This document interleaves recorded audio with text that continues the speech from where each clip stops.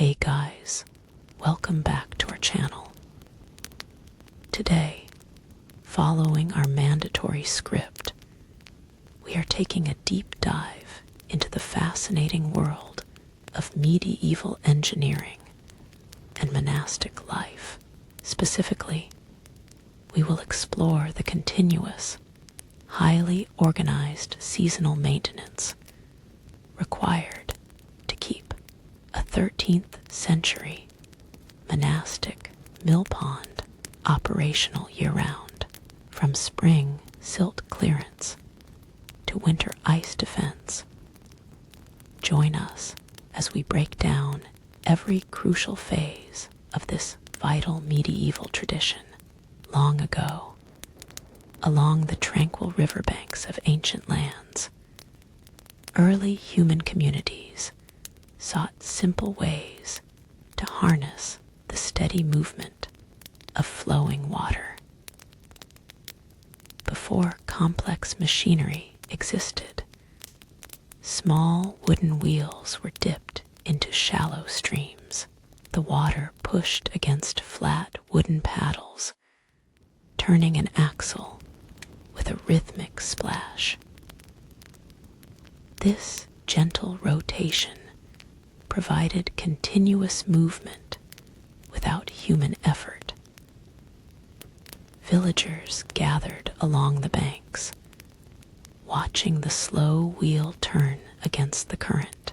It was a humble beginning to an industrial legacy that would shape the landscape for generations.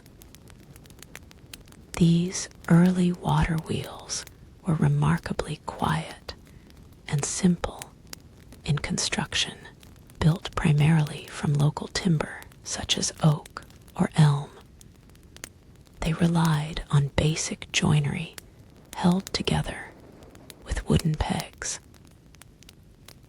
Master carpenters selected seasoned wood that could withstand constant immersion in damp conditions without rotting quickly. As the wheel revolved, water dripped smoothly from the paddles back into the river below. The sound of trickling water mixed with the soft creaking of seasoned timber created a calming, repetitive atmosphere throughout the surrounding peaceful valley. Over time, knowledge of these early stream-driven mechanisms spread along trade routes across wide regions. Farmers observed how predictable water flow could replace tiring manual labor. Small irrigation channels were diverted from larger rivers to feed these wheels directly. The steady motion lifted small buckets of water, depositing them into elevated wooden troughs. This continuous flow nourished distant fields of grain without pause. The harmonious relationship between running water, crafted wood, and fertile earth laid the foundation for centuries of peaceful rural ingenuity. In warm, sunlit regions of antiquity, engineers developed the noria, a specialized vertical wheel designed to lift water automatically. Fitted with clay pots or hollowed wooden containers around its outer rim, the noria turned lazily as the river swept underneath. Each container dipped into the stream, filled with cool water, and rose slowly toward the sky. Upon reaching the top of the rotation, the vessel tilted gently, spilling its contents into an aqueduct channel. The continuous dipping and emptying created a soothing aquatic rhythm.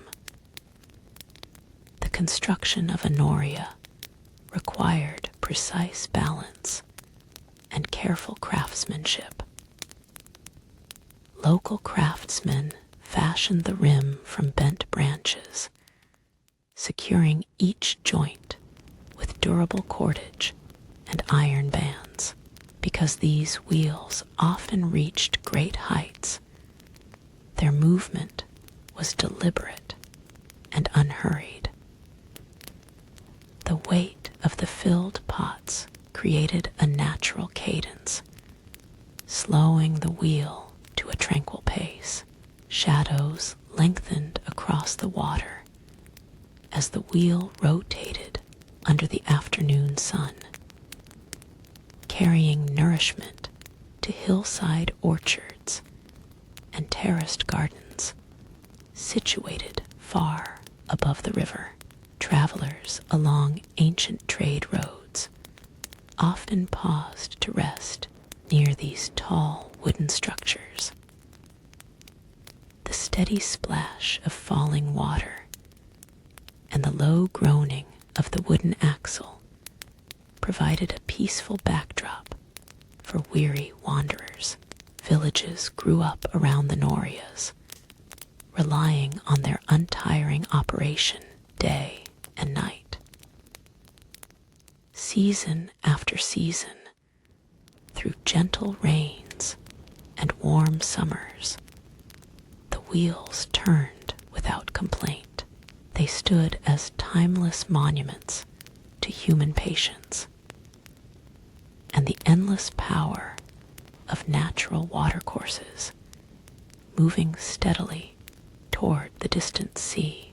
In the hills of southern Gaul, Roman engineers constructed one of the most magnificent industrial complexes of the ancient world.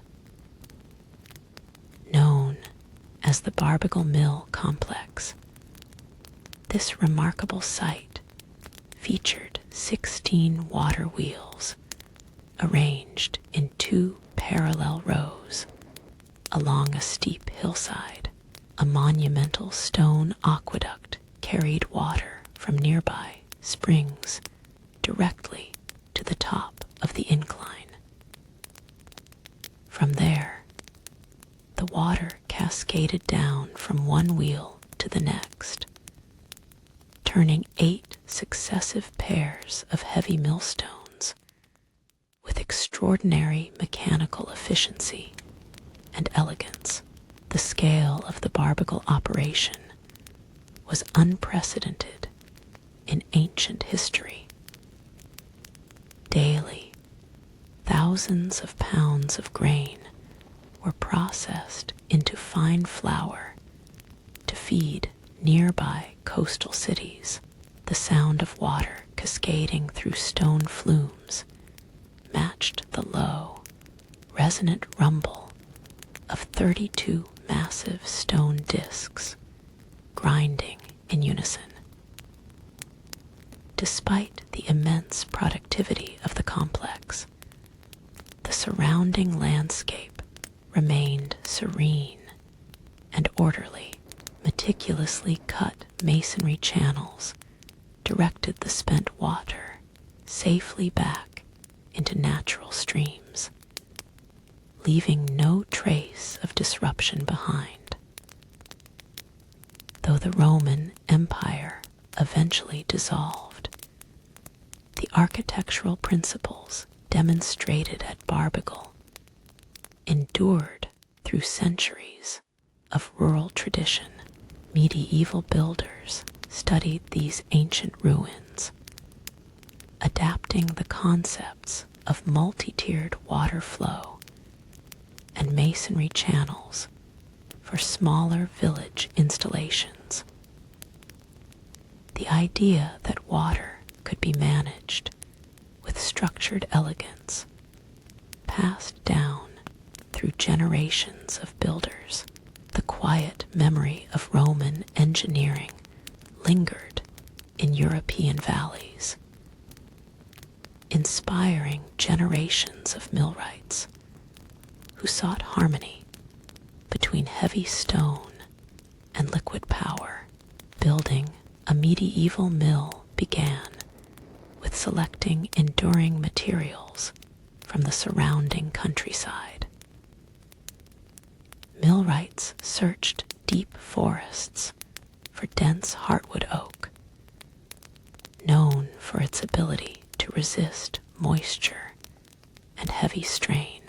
Massive logs were felled during the quiet winter months when the sap was low within the tree trunks.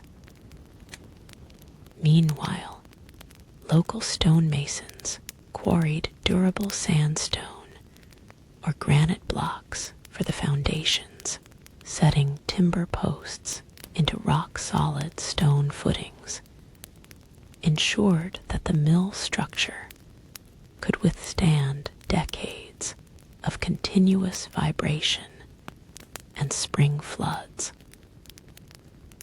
The assembly of the timber framework was an exercise in precision woodworking. Craftsmen shaped massive main beams using broadexes, cutting intricate mortise and tenon joints by hand. Heavy wooden pegs, fashioned from dried trunnels, were driven into fitted holes to lock the structure tightly without metal nails. This flexible joinery allowed the building to absorb the subtle movements caused by shifting water currents and seasonal expansion. The resulting timber frame stood firm, cradling the heavy mechanical components with quiet strength and resilience. As the mill took shape along the riverbank, its thick stone walls provided natural insulation and damp control. The interior remained cool during summer heat and protected from freezing winds during winter frosts. Smelling of fresh oak shavings, damp moss, and cut stone, the mill building felt like a natural extension of the landscape itself. Every beam and foundation stone was laid with quiet care, ensuring that the peaceful rhythm of grain milling would endure across many decades of rural life. A crucial step in constructing a watermill was creating the mill race, an artificial channel engineered to guide water toward the wheel. Millwrights carefully excavated a path parallel to the main river, ensuring a gradual and predictable incline. By diverting a fraction of the stream into this controlled channel, they created a calm stream with predictable depth and velocity. Moss-covered stone embankments lined the sides of the mill race, preventing erosion and keeping the flowing water clear of silt and fallen forest debris. The headrace brought water from the main river toward the mill, while the tail race safely carried it back downstream. Between these two channels lay the heart of the waterworks, where the water's energy was transferred to the wheel. The smooth surface of the mill race reflected the surrounding trees and drifting clouds like a quiet mirror. Water lilies often grew along the tranquil margins, where the current was gentle. This carefully modified landscape balanced industrial utility with quiet, natural beauty. Maintaining the mill race was a peaceful, seasonal routine for the village miller. Each autumn, after leaves fell from the surrounding trees, the channel was cleared using long wooden rakes. Any accumulation of gravel or river mud was carefully removed to ensure smooth water flow for the upcoming winter. Watching the clear water glide down the immaculately maintained mill race offered a comforting sense of order. The steady current moved forward without haste, ready to turn the heavy wheel once again to control the volume of water entering the mill. Builders installed heavy wooden sluice gates along the channel, raised and lowered using simple iron screws or wooden levers. These vertical barriers acted as precise valves for the stream. By adjusting the gate height, the miller could regulate the exact speed of the water wheel. A small turn of the iron handle could transform a rapid flow into a gentle trickle, ensuring that delicate millstones operated at a steady and safe rotational pace. When the day's work was finished, the sluice gate was lowered entirely, blocking the flow of water into the wheel pit. The sudden quiet was profound as the heavy timber wheel came to a peaceful halt.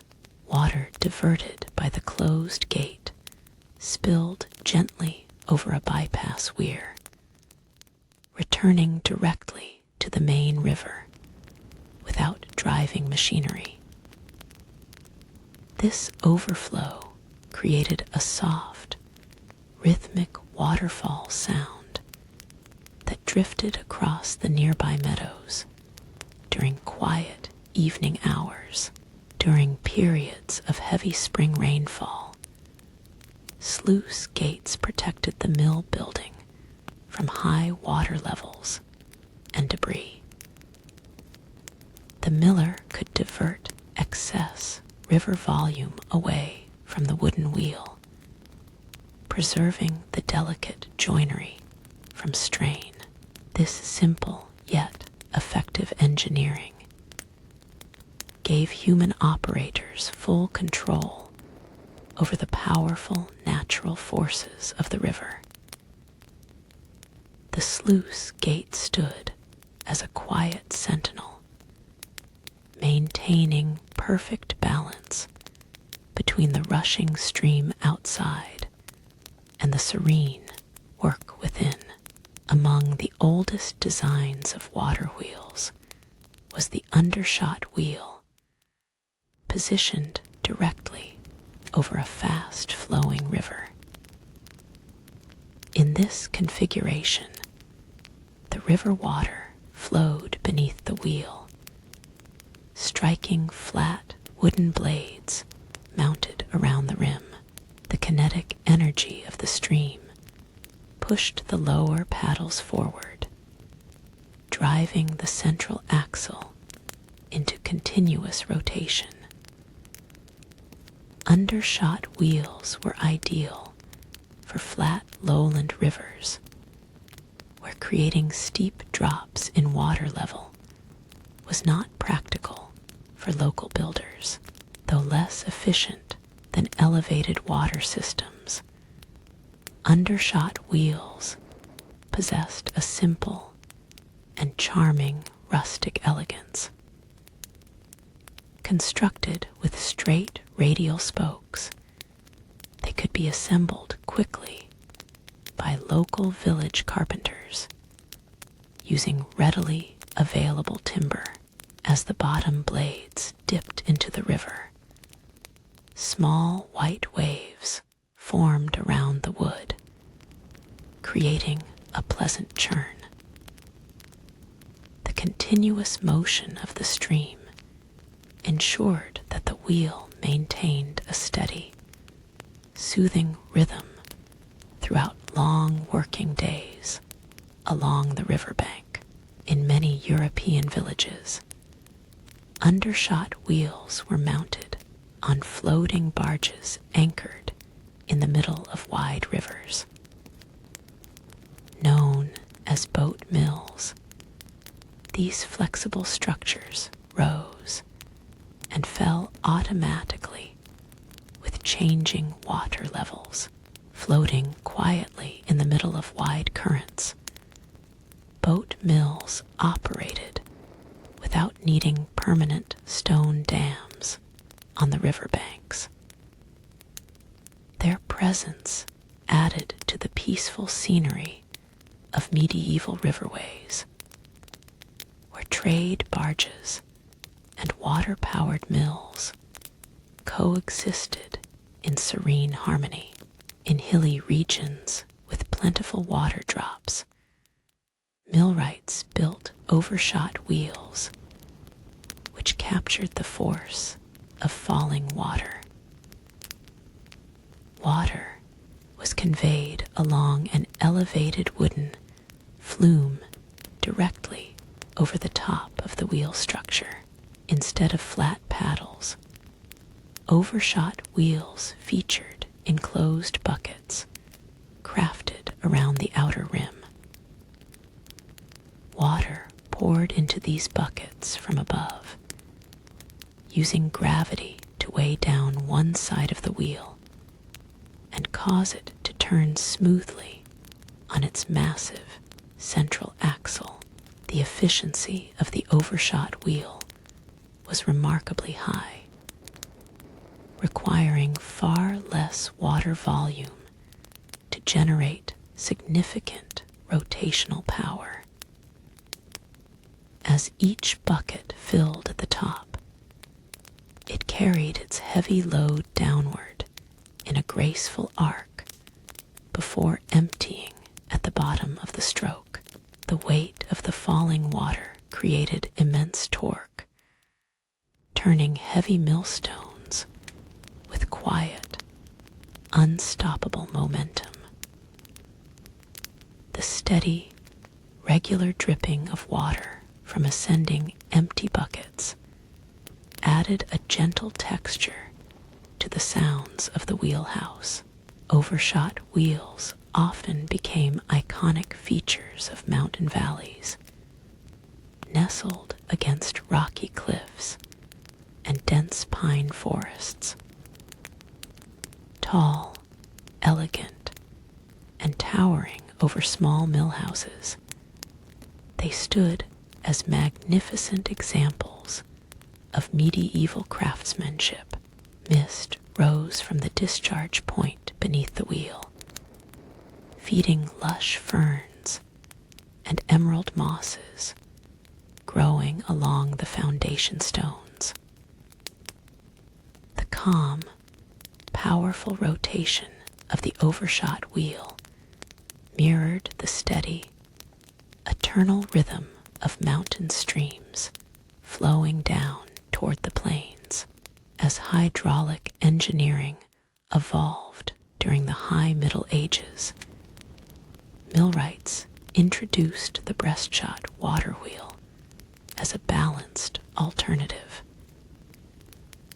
In this design, water entered the wheel near its middle height, hitting the curved buckets at chest level. A closely fitted curved stone masonry wall, known as the breastwork, wrapped tightly around the lower portion of the wheel. This structure prevented water from spilling out of the buckets prematurely, maximizing the energy captured from the stream. Breastshot wheels combined the benefits of both impulse from flowing water and weight from filled buckets. Because water struck the wheel at mid-height, the direction of rotation allowed the wheel to turn in the same direction as the outgoing tailrace water. This reduced resistance and allowed for smooth, quiet rotation even when water levels in the lower channel fluctuated slightly. The clever geometry of the breastwork reflected a maturing understanding of physics among medieval builders operating with smooth regularity. The breastshot wheel became a favorite choice for large monastic and manor mills across Western Europe. Its moderate size and steady performance made it ideal for powering complex gear systems inside multi-story mill buildings. Watching the water enter the midpoint of the wheel and flow away through clean stone masonry offered a sense of satisfying order. It was a refined solution born from centuries of watching streams flow through green pastures inside the mill building. The horizontal motion of the main axle had to be transferred to turn vertical millstones. This required an ingenious assembly of wooden gears crafted with incredible precision. Attached directly to the main water wheel shaft was the pit wheel, a massive gear studded with wooden teeth. The pit wheel meshed at right angles with a smaller gear called the wallower, which was shaped like a cylindrical lantern made of tough hardwood rungs. The wooden gear teeth, or cogs, were individual pieces carved from dense hornbeam or beech wood. Each cog was meticulously fitted into slots around the rim of the pit wheel, allowing broken or worn teeth to be replaced without replacing the entire gear. As the teeth meshed together, they produced a low, rhythmic clicking sound that echoed gently through the timber frame. Generous applications of beeswax and animal tallow lubricated the wooden surfaces, ensuring smooth contact and minimal friction.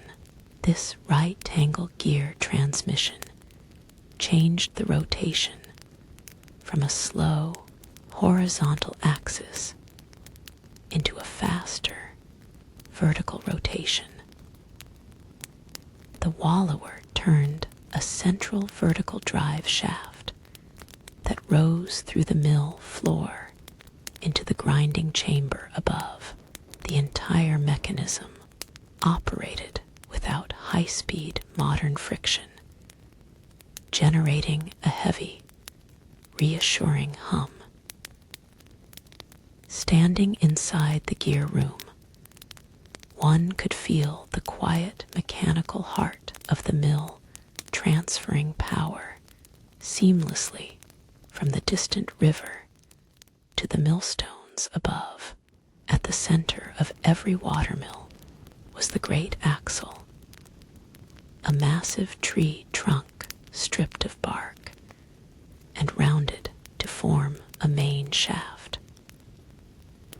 Spanning from the external water wheel through the thick stone wall into the interior gear pit, this timber carried all the mechanical strain of the mill, selected from ancient oak trees for its strength. The main shaft could measure up to 2 feet in diameter. It rested on heavy iron gudgeons fitted into bronze or stone bearing blocks to prevent the heavy timber axle from splitting under continuous torque. Iron bands were forged by local blacksmiths and driven onto the ends.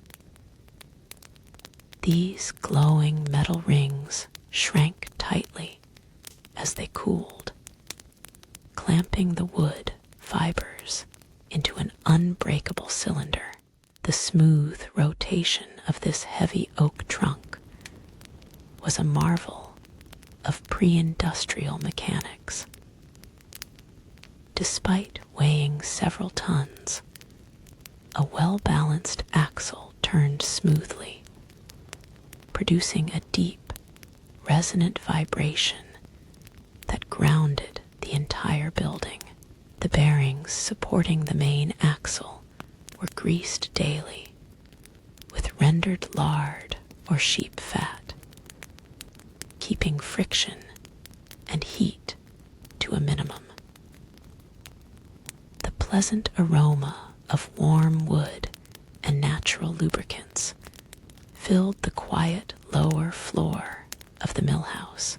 Watching the great wooden cylinder revolve slowly on its smooth bearings brought a profound sense of mechanical stability. It had turned yesterday. It was turning today, and it would continue turning for decades without haste. The true work of grinding grain took place between a pair of heavy, cylindrical millstones positioned on the upper floor.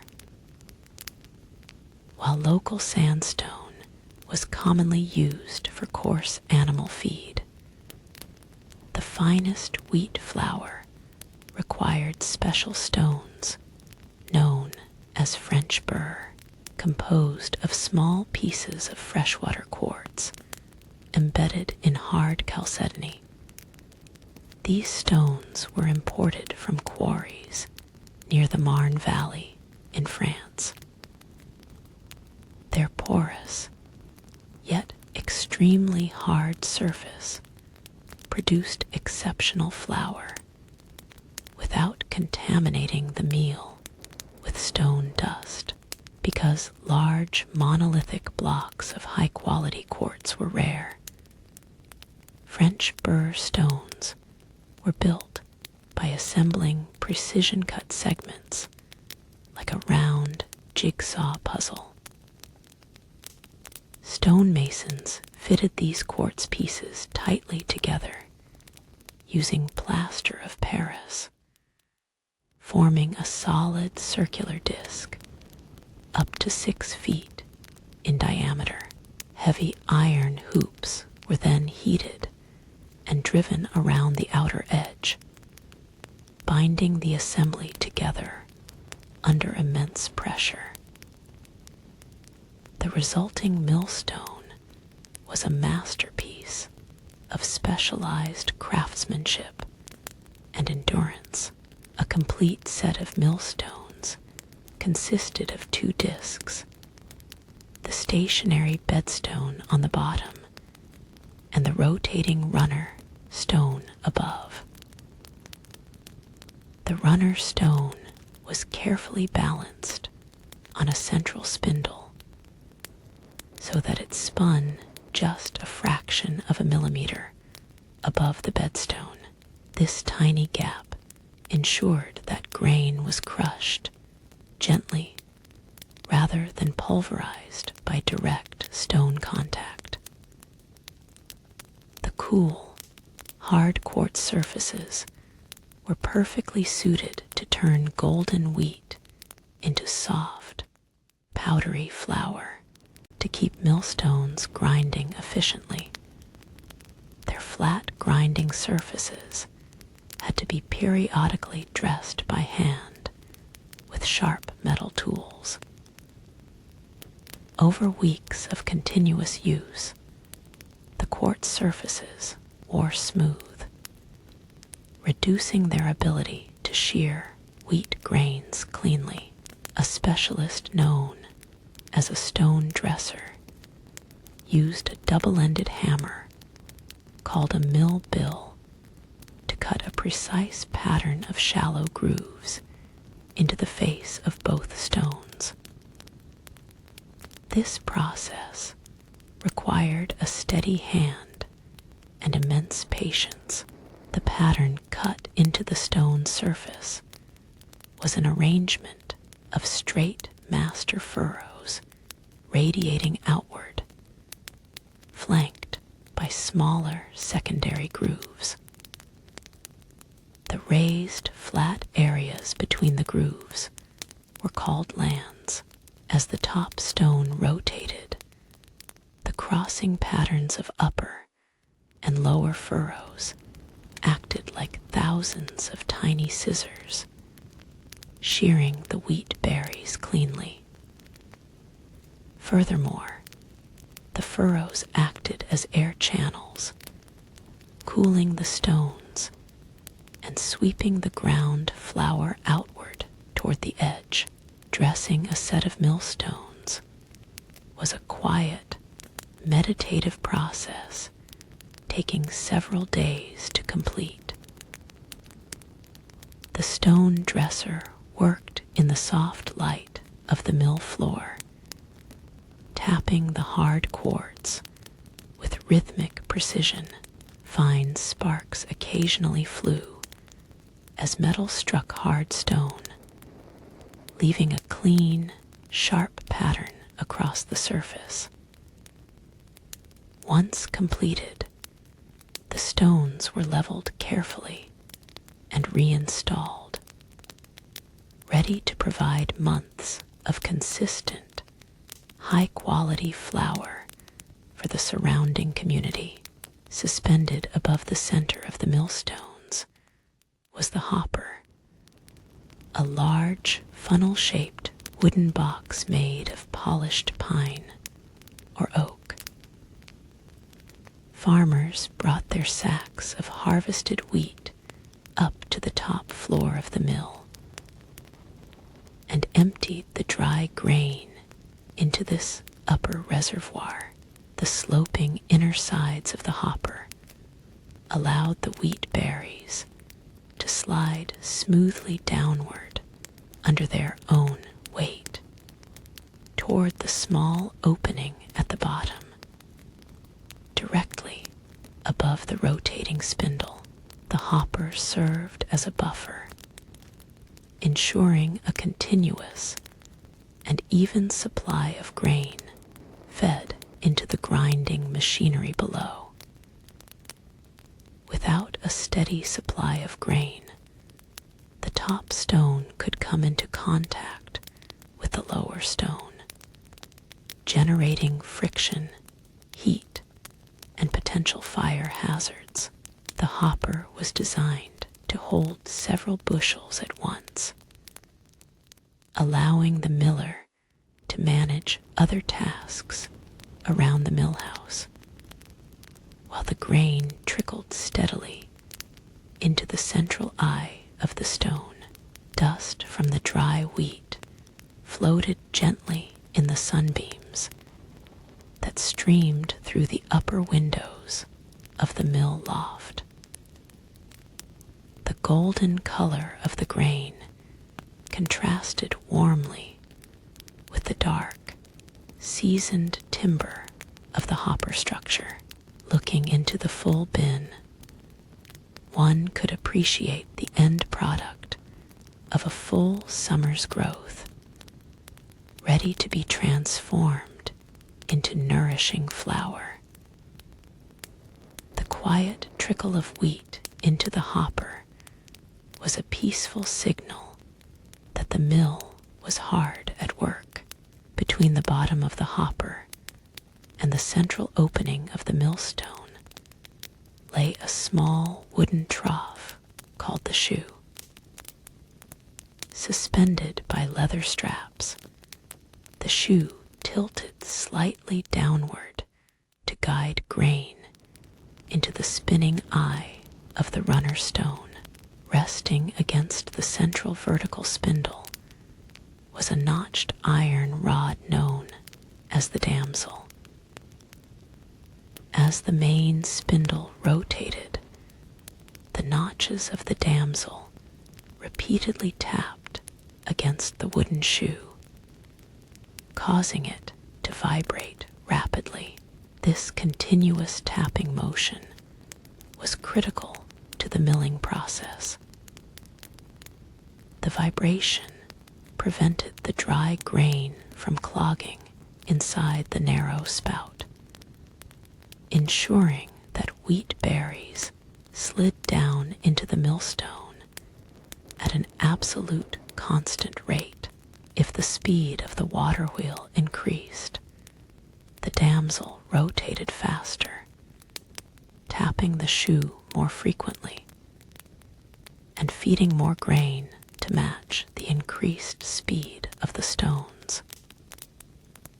It was an ingenious, self-regulating mechanical feedback system. The repetitive chatter of the damsel tapping against the shoe was the signature sound of an operating medieval mill.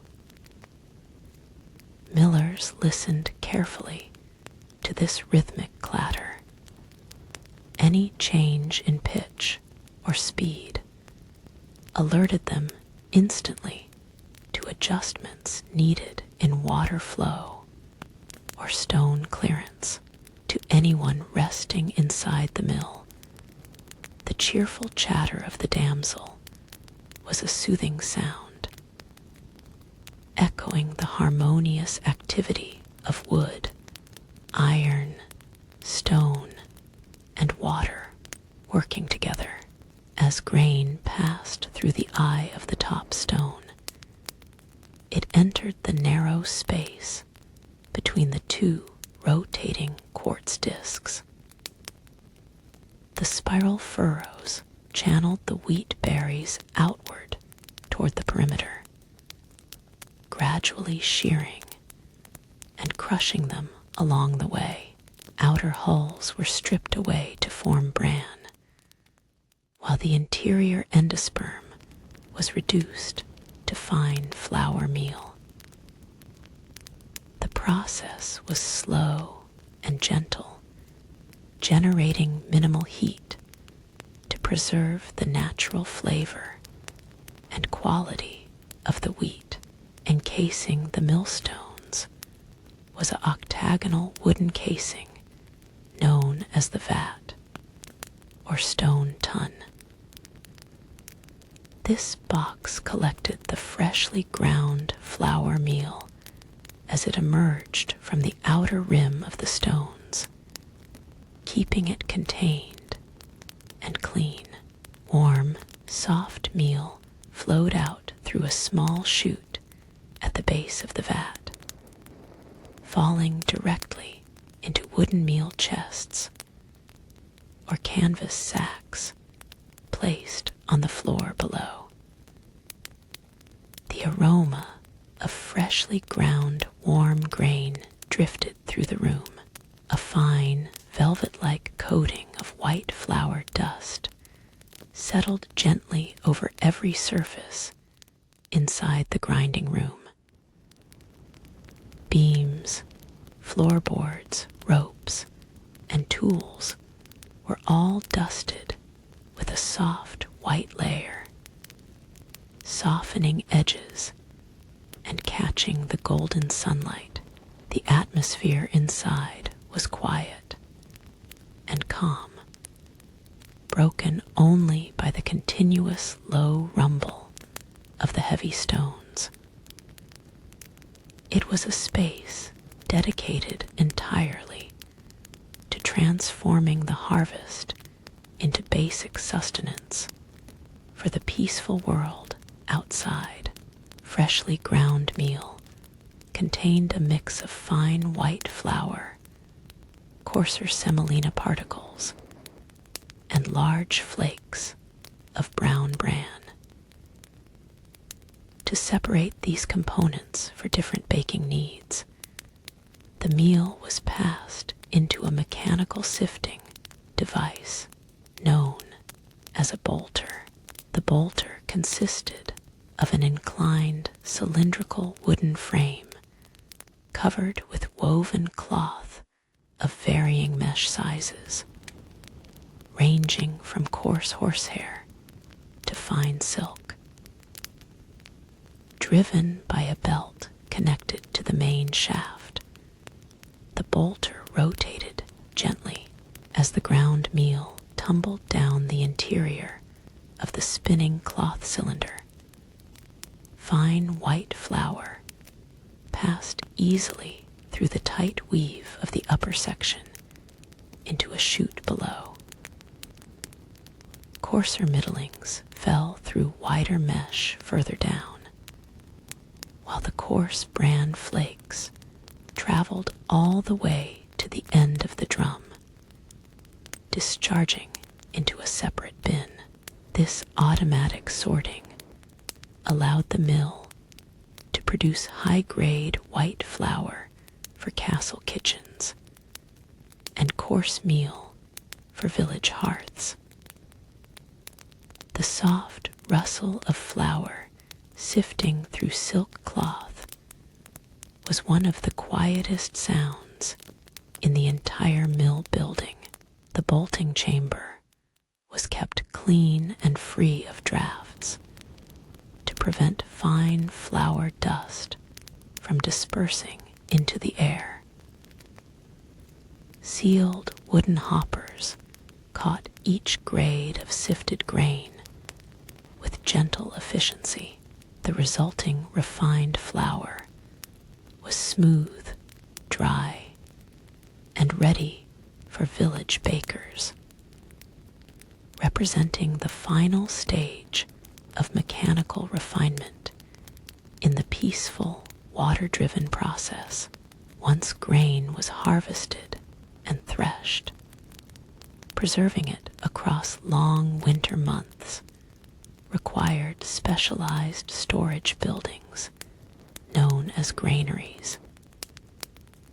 In medieval estates and monastic complexes, granaries were constructed with great care to safeguard the precious food supply from moisture, mold, and pests. Often built elevated above the ground on mushroom-shaped stone pedestals called staddle stones. These timber buildings kept stored grain completely dry and isolated from groundwater and rodents. The interior of a medieval granary was divided into deep wooden bins, known as garners, constructed from thick pine planks.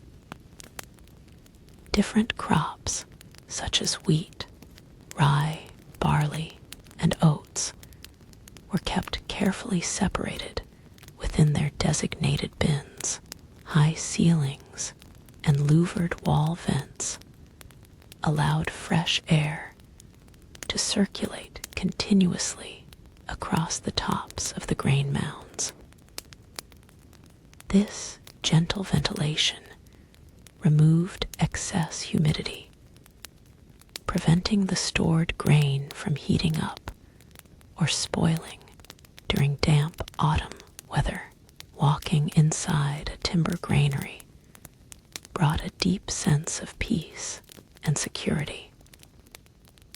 The air was filled with the sweet, wholesome scent of dried grain, straw, and aged oak beams.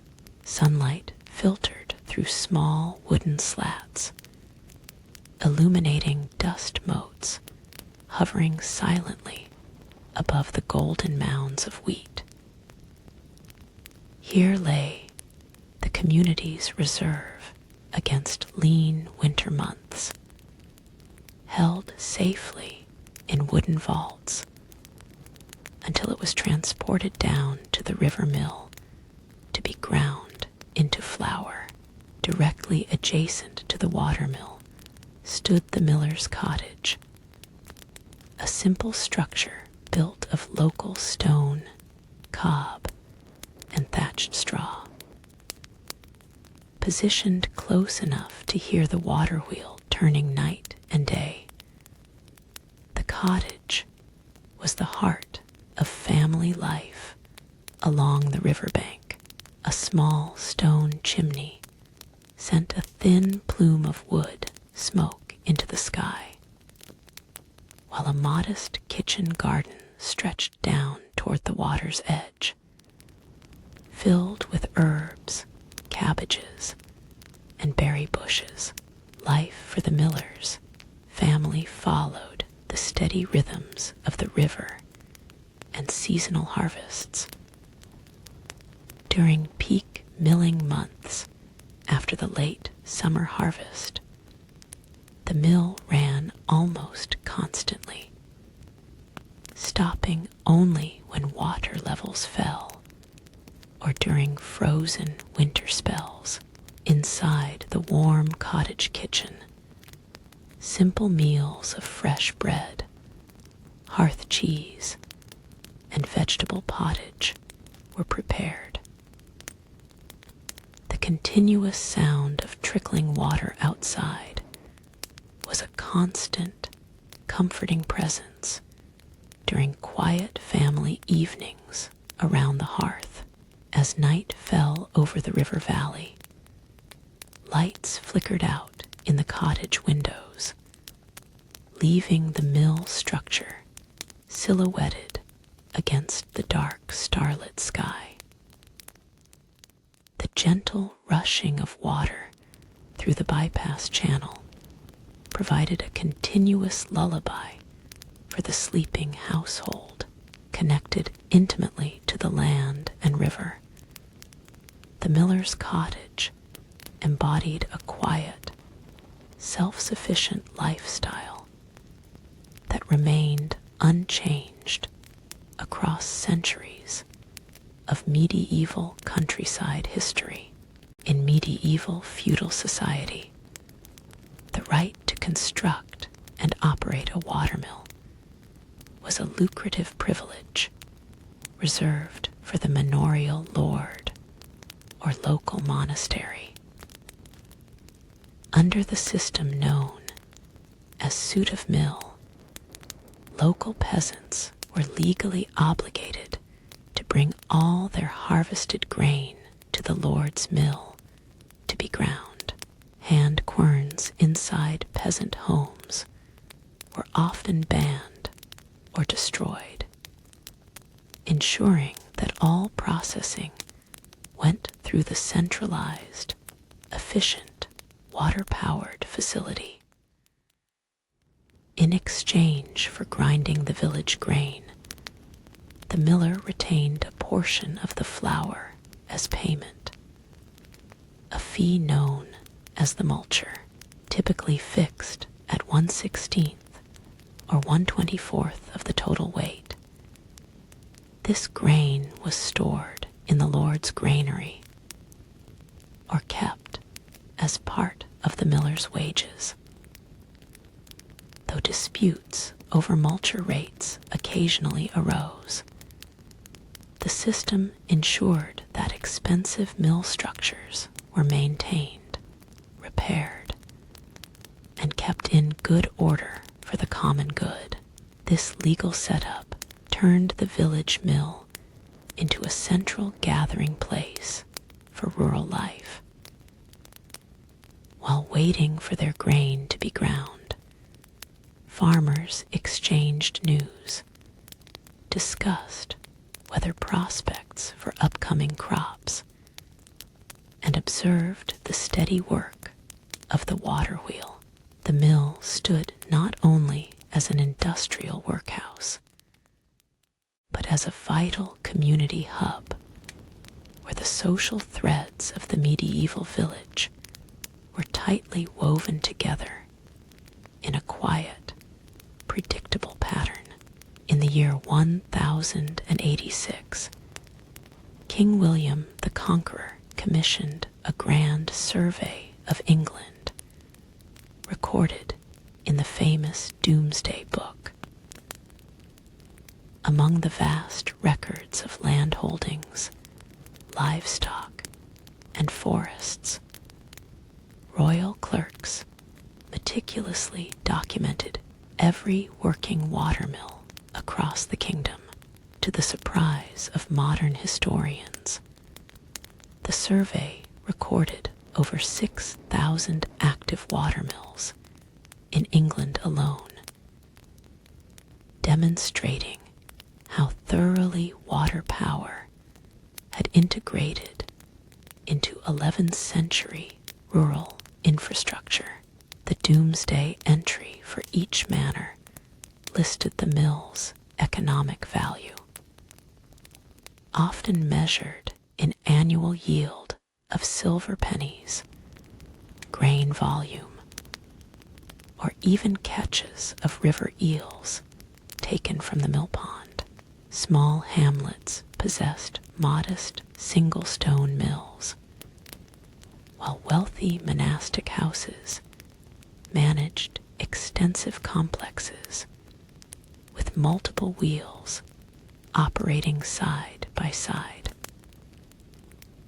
The survey revealed that virtually every stream capable of turning a wheel had been carefully modified for agricultural use. This detailed historic record paints a serene portrait of an early medieval landscape powered entirely by renewable natural energy.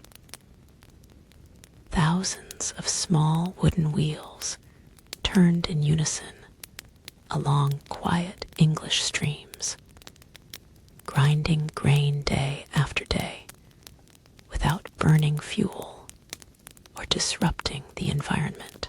The Doomsday Book stands as a quiet testament to a time when technology scaled up harmoniously across green valleys, working with nature's endless flow along coastal estuaries where rivers met the sea. Medieval builders developed innovative tidal mills that relied on the ocean's breath. Unlike inland river mills that depended on continuous stream flow, tidal mills harnessed the rising and falling tides of the Atlantic and North Sea. As the high tide rose, ocean water flowed through a one-way flap gate into a large impoundment pond built along the shoreline, filling it to capacity. When the tide began to recede, the incoming flap gate closed automatically under the pressure of the sea, trapping millions of gallons of water in the mill pond. Once the ocean tide dropped sufficiently below the pond level, the miller opened the outlet gates. The impounded water flowed out through the mill race, turning the massive water wheel for several hours during the outgoing tide. Twice every single day, regardless of weather conditions. Working a tidal mill meant following the astronomical cycle of the moon rather than the solar daytime hours. Milling shifts shifted roughly 50 minutes later each day as the tides changed. Millers often worked under moonlight, grinding grain, while sea fog drifted silently across coastal salt marshes. The gentle sloshing of salt water mixed with the deep groaning of the wooden machinery created a uniquely peaceful maritime atmosphere along the coast. In flat, dry plains where rivers were slow or scarce, medieval engineers looked upward to the sky, inventing the post mill during the 12th century. Unlike watermills anchored to stone stream banks, the post mill was an entirely wooden building, suspended upon a single massive vertical tree trunk called the post. This ingenious design allowed the entire building, containing all millstones, gearing, and hoppers, to be rotated manually to face shifting winds. Extending from the rear of the post mill was a long timber tail pole that touched the ground when the wind direction shifted across the open fields. The miller pushed against this heavy beam, walking in a slow circle to swivel the entire multi-ton structure into the breeze. Once aligned, the wooden frame was locked into place with wooden stakes driven into the soil. It was a remarkable feat of balance and timber engineering. Post mills perched high on windswept hills, their 4 canvas-covered sails turning slowly against wide horizons. The wooden body of the mill creaked and groaned softly as it adjusted to gusting breezes, creating a unique soundscape far above the valley floor. Standing beneath a post mill on a quiet afternoon offered sweeping views of surrounding fields where golden grain swayed in unison with the very winds driving the heavy grinding stones inside. As architectural techniques advanced, builders introduced the tower mill, a permanent stone structure that improved upon earlier wooden post mills. Built of solid brick or ashlar stone, tower mills featured a fixed, multi-story masonry cylinder that remained static in all weather conditions. Only the light wooden cap at the very top of the tower, which held the wind shaft and giant sails, was designed to rotate into incoming winds. Because the main stone tower did not move, it could be built much larger and taller than wooden mills, housing multiple pairs of millstones across separate floors. A small wind vane or fantail was eventually added to the back of the cap, automatically turning the sails into the wind without human effort. Inside the thick stone walls, multi-story storage rooms held large quantities of harvested grain, keeping the meal cool, dry, and secure. Tower mills became magnificent landmarks across the landscapes of Western Europe, standing like quiet guardians above agricultural villages. Their sturdy masonry walls absorbed the vibrations of heavy machinery easily, providing a quiet and stable working environment inside. Looking up at a tower mill against a soft evening sky brought a sense of permanent, quiet strength. They stood firm against storms, turning free breezes into daily sustenance for generations. The power of a windmill relied entirely on its sails, large wooden lattice frames fitted with heavy flax canvas cloth. Millers adjusted the amount of sail area exposed to the breeze. By climbing onto the frame and unfurling or rolling up the canvas by hand on light breeze days, sails were fully spread to capture every breath of air. During stronger winds, canvas was reefed back to prevent the mechanism from turning too fast.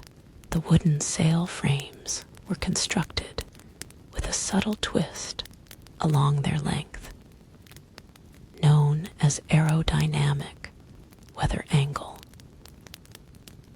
This clever twist ensured that wind pressure was distributed evenly along the entire arm, creating smooth rotational torque rather than violent jerks. As the four massive sails rotated through the air, they created a soft, rhythmic swooshing sound. The shadow of the turning sails swept across surrounding grass fields in a hypnotic, recurring pattern. Sail canvas was made from tightly woven linen or hemp fibers treated with natural oils to resist rain and decay. Maintenance of these sails was a quiet craft, requiring stitching, patching, and balancing during calm morning hours.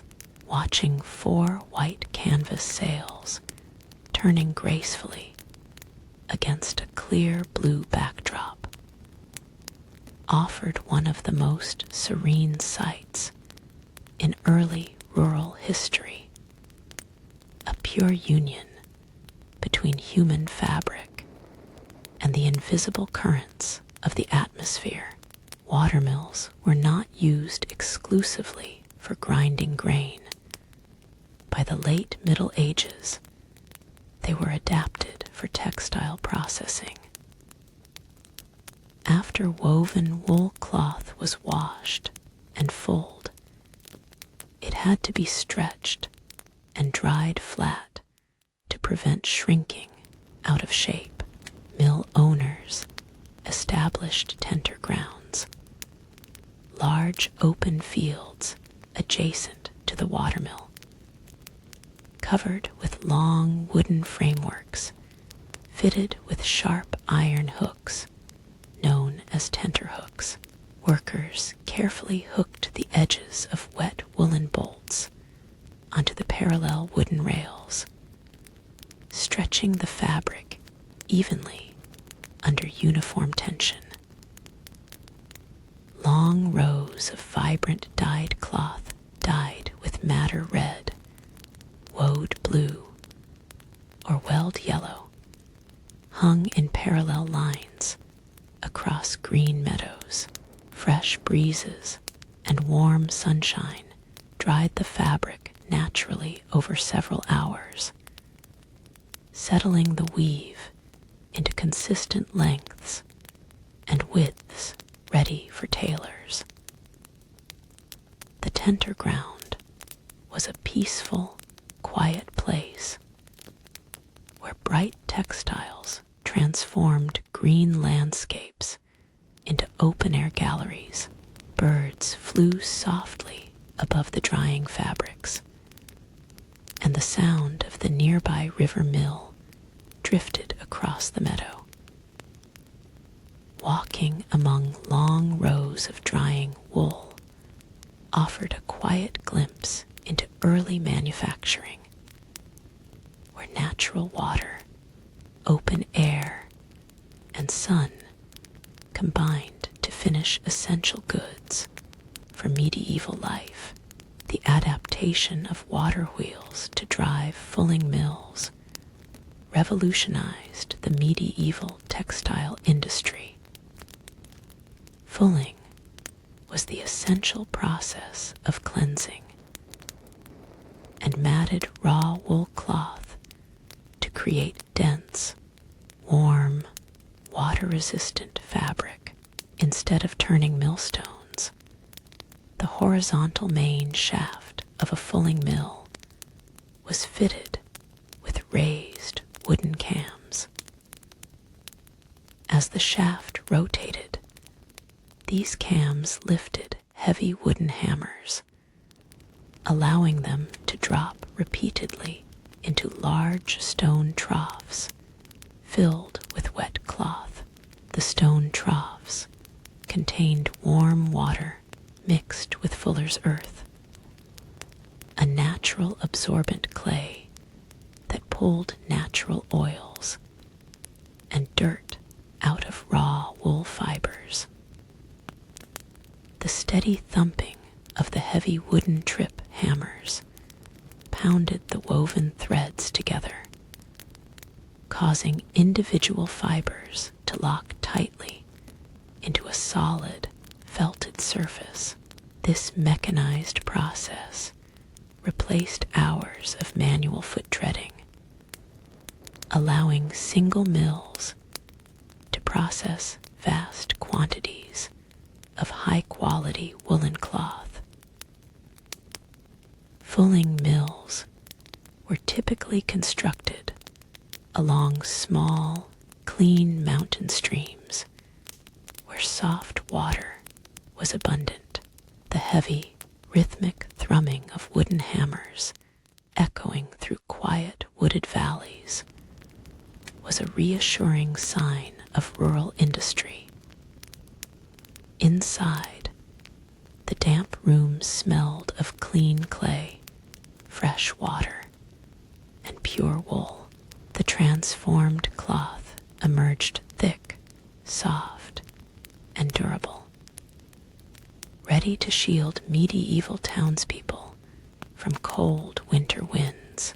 During the 14th century, water power was applied to another revolutionary craft, the manufacturing of rag paper. In paper mills, water wheels powered heavy trip hammers fitted with iron teeth to pound damp linen and cotton rags into a fine, fibrous pulp. The rags were soaked in wooden vats of clean water for several days, while the wooden stampers beat them continuously into smooth, milky liquid pulp. Craftsmen known as vatmen dipped fine wire screens into the pulp vats, lifting out thin, uniform layers of wet fibers. Water drained through the mesh, leaving a delicate sheet of wet paper on the screen surface. These sheets were carefully pressed between layers of woolen felt using heavy wooden screw presses, squeezing out remaining moisture before the fresh pages were hung on long cords in spacious drying lofts. Drying lofts in paper mills were airy spaces with louvered timber walls that allowed warm summer winds to pass through. Row upon row of white paper sheets swayed gently in the breeze, turning crisp and smooth as they dried. The process was quiet, methodical, and deeply rewarding. These water-made pages would later carry illuminated texts, legal records, and early printed books, preserving human thought for centuries to come. In iron-producing regions near forested hills, water wheels were harnessed to drive massive forging hammers in hammer mills. These industrial sites used water power to operate heavy tilt hammers weighing up to several hundred pounds, as well as bellows that pumped fresh air into charcoal furnaces. This mechanical assistance allowed blacksmiths to forge large iron bars, anchors, and agricultural tools with unprecedented speed and consistency. The cam tree on the main water axle engaged the end of the heavy hammer handle, depressing it until it slipped off the cam and dropped the iron head onto the anvil. Concurrently, smaller water wheels drove giant leather bellows that maintained intense heat inside the stone hearths. The rhythmic combination of puffing air and rhythmic iron impacts echoed off surrounding valley slopes, signaling the transformation of raw ore into refined metal. Despite the heavy materials processed, hammer mills maintained a disciplined mechanical harmony.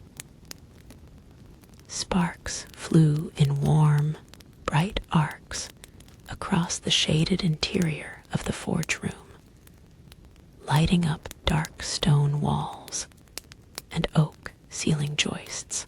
Outside, the cooling water ran off the water wheel into tranquil tail races where trout swam in clear currents.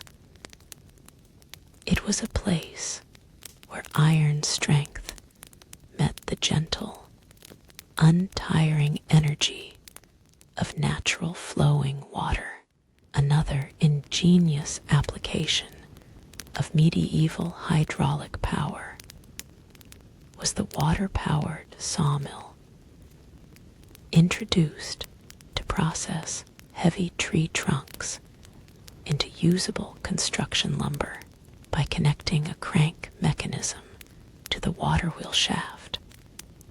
The rotary motion of the wheel was converted into a continuous up and down sawing movement. A long iron saw blade mounted in a wooden frame cut smoothly through massive logs supported on automated wooden carriages. As the saw blade moved rhythmically up and down, a ratcheted gear automatically advanced the log carriage forward by a fraction of an inch with every stroke. This ensured an even, straight cut along the entire length of 30-foot timber beams. The labor of square sawing oak and pine trunks, which previously required hours of exhausting manual hand sawing in pit stands, was performed smoothly by the gentle power of the stream. The interior of a medieval sawmill was filled with the fresh, resinous scent of green pine and cut oak. Coarse sawdust accumulated in golden mounds beneath the blade carriage, creating a soft floor cover. The rhythmic sound of the saw blade, combined with the steady splashing of the water wheel outside, created a peaceful, productive environment. These sawmills provided the timber needed to frame cathedral roofs, granaries, and town halls across growing landscapes to support the network of watermills and transport processed flour to growing towns. Medieval communities constructed simple, lockless canals and water bypasses. These shallow waterways connected smaller streams to navigable rivers, allowing wooden cargo barges to slip smoothly through agricultural regions.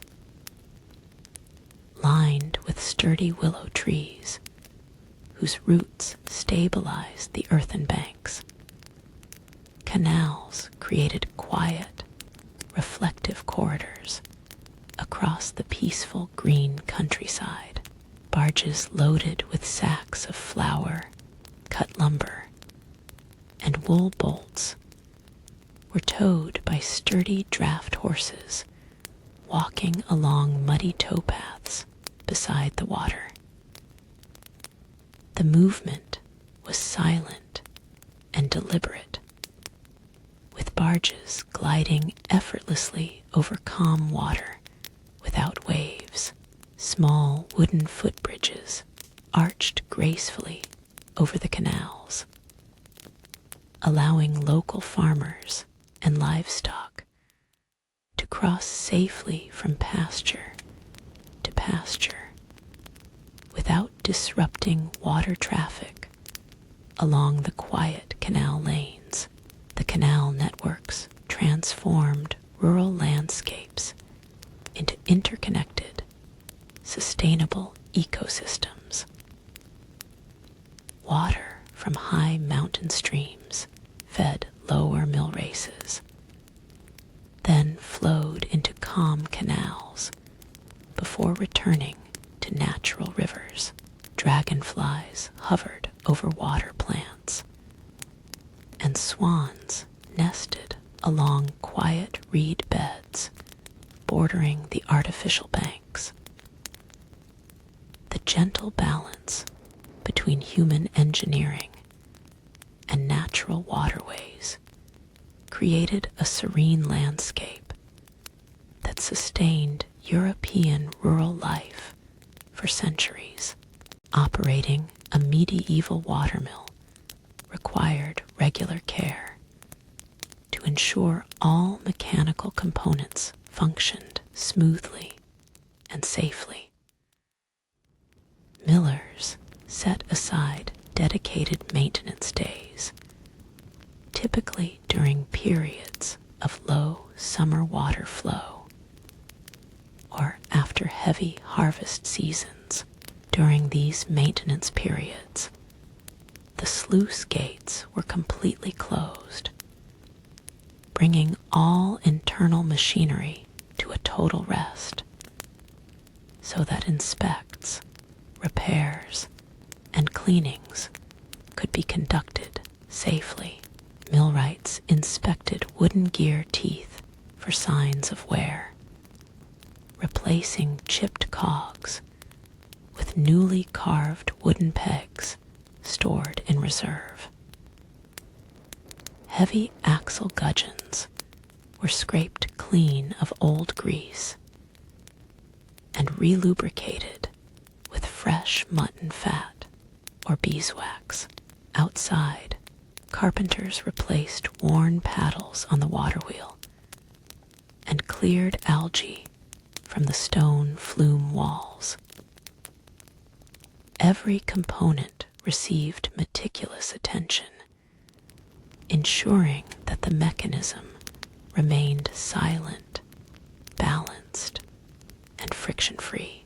Maintenance days brought a reflective quiet to the mill building.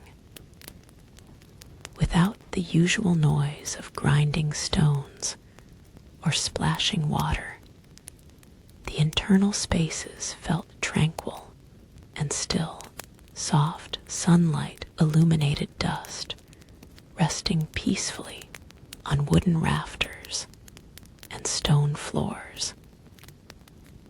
Taking time to care for these timber and iron mechanisms ensured that when the gates opened again, the mill would return to its timeless, rhythmic dance with the river.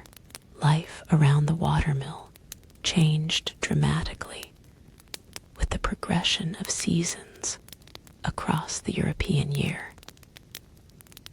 In deep winter, cold temperatures turned stream edges into sparkling ice crystals, slowing the flow of water along the mill race. Millers carefully chipped away ice buildup from the wooden wheel paddles to prevent heavy ice weights from unbalancing the axle. Snow settled softly on thatched roofs and timber flumes, wrapping the site in quiet winter silence. When spring arrived, melting mountain snows and torrential rains filled the riverbanks with rushing water. Sluice gates were fully opened to allow high flood waters to bypass the wheel safely through bypass channels. The countryside awakened with green shoots along stream banks, and the water wheel turned with renewed vigor against the powerful spring current. The miller watched the river levels closely, managing the water flow to keep the mill functioning safely. By late summer, fields turned golden with ripe grain, signaling the start of the busiest milling season of the year. The cycle of winter cold, spring floods, summer growth, and autumn harvest gave rural life a reassuring structure. Through every seasonal transformation, the stone mill stood firm beside the changing waters, an enduring symbol of stability, nourishment, and quiet resilience through the passing years. As centuries passed and steam and electric power emerged in later eras, many ancient watermills gradually fell quiet along European streams. Yet, their architectural legacy remained deeply etched into the rural landscape. Many old stone mill structures were preserved, their heavy oak beams and weathered stonework standing as timeless monuments to pre-industrial craftsmanship.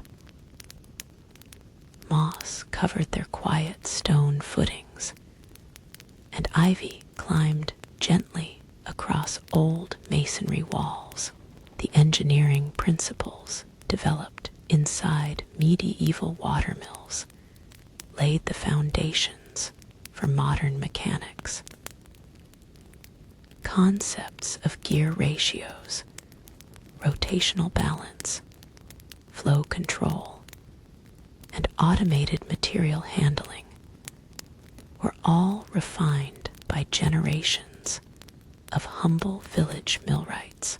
These early builders proved that technology could operate in total harmony with natural forces, using clean kinetic power without exhausting fuel supplies or polluting surrounding ecosystems. Today, visiting a preserved historical mill site offers a serene escape into a slower, more quiet age. The gentle sound of running water over a wooden wheel continues to calm the human spirit, offering a peaceful connection to simple physical realities.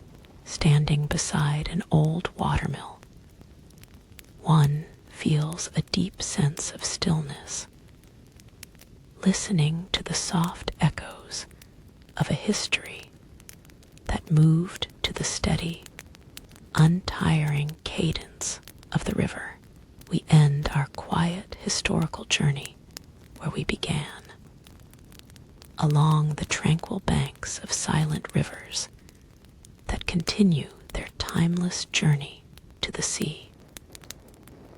The heavy wooden wheels may rest, and the quartz stones may sleep upon their timber footings, but the memory of of their gentle work remains alive in the quiet countryside. Water continues to flow steadily past old mossy masonry walls, carrying stories of medieval craftsmen and peaceful village life. The repetitive, peaceful rhythms of water wheels, damsel feeders, and turning axles reflect a world that moved without hurry or stress. In this historic space, every movement had a purpose. Every sound was soft and natural, and every season brought its own calm work. The ancient relationship between flowing water and human care created a balanced way of living that echoes across centuries of rural memory. Now, as night settles completely over the land, allow the steady, unhurried flow of these historical thoughts to bring stillness to your mind. Like the quiet mill race carrying clear water through green meadows, let your consciousness drift smoothly into rest. The river flows onward in peace. The heavy millstones lie quiet, and the countryside slumbers under a canopy of warm, distant stars. As our journey through the history of quiet mills and silent granaries comes to a gentle close, allow your mind to rest in this tranquil stillness. The rivers continue their soft, eternal flow, and the heavy stones lie peacefully under the starlight. There are no more thoughts to follow, and no more stories to hear tonight. Simply let yourself drift slowly into a deep, restful sleep, cradled by the quiet rhythms of the past.